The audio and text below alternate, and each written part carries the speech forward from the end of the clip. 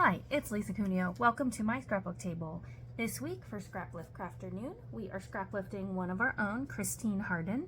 This is her layout. So it's got part of a circle here and then the other part of it here. And the background is some script paper, which I'm going to use that idea.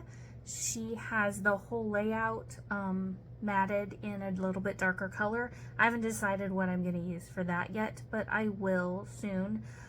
This layout to me screams fussy cutting. So I am going to do some fussy cutting. I'm also going to use some punches that I have here and punch out a few things as well, because that takes a little less time than fussy cutting.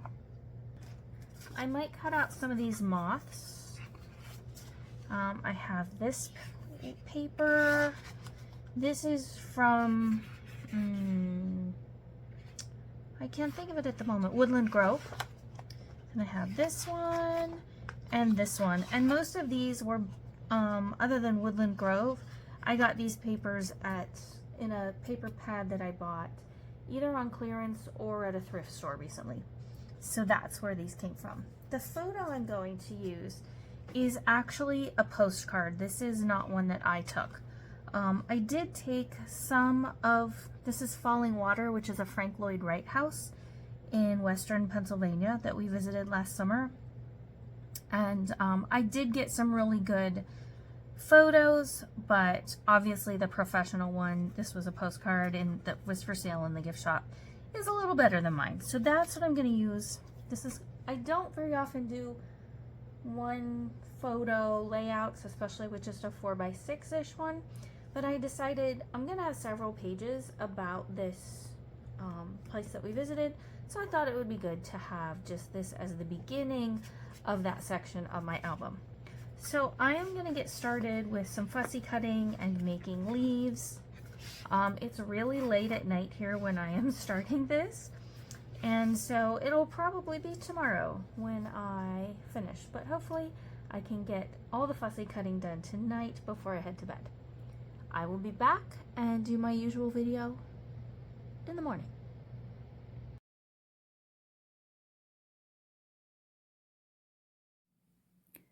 You can see now that I have matted my background paper with the script on it in two colors. One's the light peachy pink and another is a dark gray that go nicely with what's in the floral print that I fussy cut. And I played around with these quite a bit. Some I had to trim the leaves and then tuck them in so that they were at a better angle to make the circular shapes I was going after. But it turned out all right, and I used nearly every single piece that I fussy cut. So I was happy about that. Usually I either fussy cut too little or too much, but this one turned out just right. And I also punched a few shapes with, one's a Creative Memories medallion punch. I did that in two colors.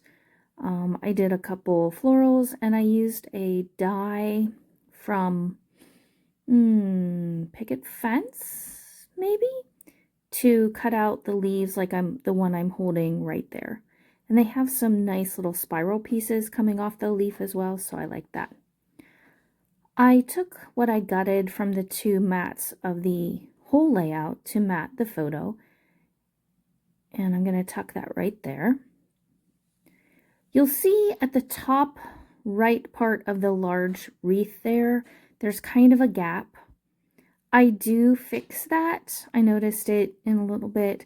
I don't know if I fixed it before I took the still shots or not, but I did fix that so that it looks more circular there. I kind of wanted a bow for the wreath, but the ones that I had just weren't quite right, so I let go of that idea. Also, I fussy cut some of those dark gray frames with gold trim because I had in my mind what I wanted to do with them, but it wasn't going to work. So I just set those aside and I'll use them for something else. So there I start fixing that spot, but I don't finish on camera, I don't think. So I fussy cut all these moths. When my husband saw this layout, he said, "Did you cut all those out?" I said, Yeah, I fussy cut them. He said, what do you mean? What do you mean you fussy cut them? So I had to explain fussy cutting. It was kind of funny. And other than the fussy cutting, this went together really quickly because all I had to do was layer up all the pretty flowers and leaves. I added a title. You'll see with those stickers that are laying there to the left. I don't know where I got those. They're not in packaging. They're just black letters on a clear, like cling sticky paper. Anyway, I really like them. The clear part doesn't show up very much. So I just use those to spell out falling water. And that's all I did for my title. And the only other thing I did was add some enamel dots. I'm sorry about the pink hat. This morning we got up and quickly ran out of the house to head up to work at our church's food pantry this morning. And I just threw on the hat, and then when we got home, we were cleaning to get ready for guests. And it never hit me that I should take the hat off before I started filming so that it didn't get in the way. So I am sorry about the annoying pink hat showing up repeatedly. So you can see there I've spelled out the title, and this was an excuse to use these bright yellow enamel dots. This is not a color I normally work with. In fact, when I first saw the paper with these yellow flowers, I thought, man, that's really yellow. I don't know if I can use it, but I'm really happy with how it turned out.